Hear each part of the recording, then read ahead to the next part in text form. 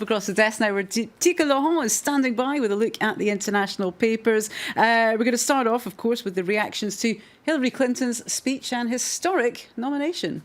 Surprisingly emotional. That's how viewers have described it to the website Vox. One woman says she'd been lukewarm to Hillary Clinton pretty much throughout the whole campaign, but after seeing her speak, after the reality that she could well be the US's first female president, well, she was actually drawn to tears. And it's really interesting, this Vox article, because it actually refers to an experiment in India some years ago in which tribes actually attributed the position of tribal chief to women in order to sort of see the impact it would have. And in fact, having women chiefs encouraged parents to invest more in their daughters' future as a result. So Clinton, for many women in the US, could be that shining beacon of hope. Goodness. Well, on to another female leader now. And Angela Merkel has given a press conference on how to combat terrorism. Well, it has provoked a lot of reactions in the international press, first of all. Merkel stands firm on refugees. That's what the Wall Street Journal says on its front page.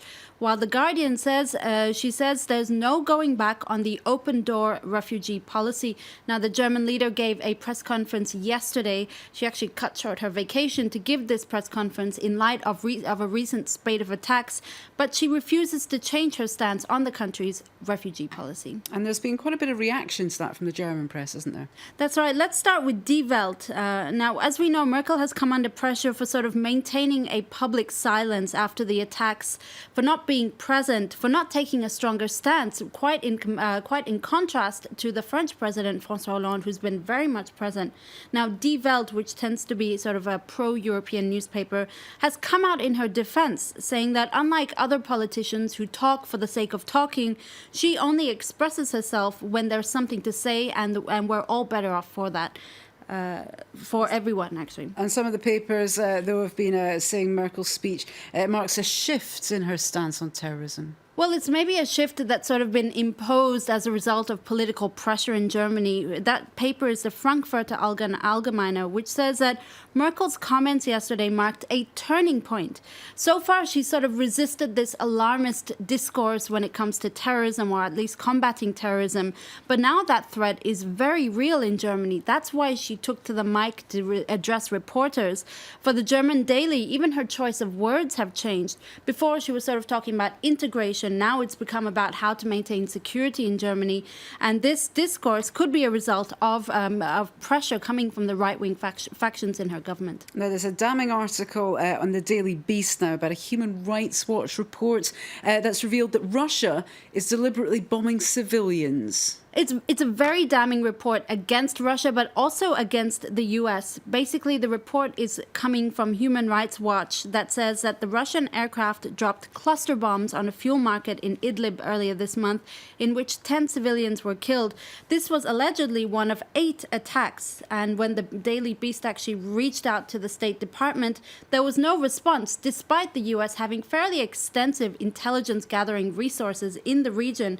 The Daily Beast is wondering, is this possibly, this reaction or lack thereof, is this possibly because of the US's, quote, hands-off approach when it comes to Russia's strategy in Syria? Well, let's stay with Syria now. And the jihadist group al-Nusra has announced that it's splitting from al-Qaeda, but not everyone's buying it, are they?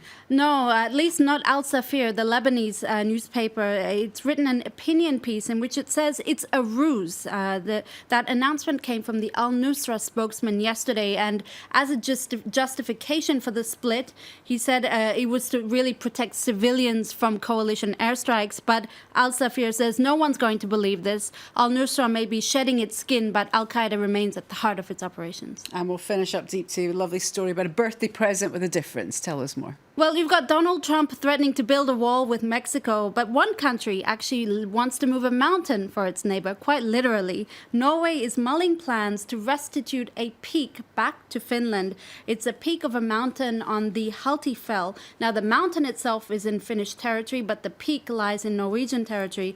And one retired geophysicist has come up with the idea of giving them the peak as a birthday present for the centenary of their independence next year. peak like? Is it a weird kind of angle? It makes you wonder, doesn't it? But Mountain's birthday present, wonderful idea. Thank you very much to Tika Laurent with the press review this morning. Stephen Carroll, our business editor, talking us to that. Thanks to both of them. Thanks to you also for joining me and the team here on France 24 today. I'm Helen Wahideen in Paris. Good morning.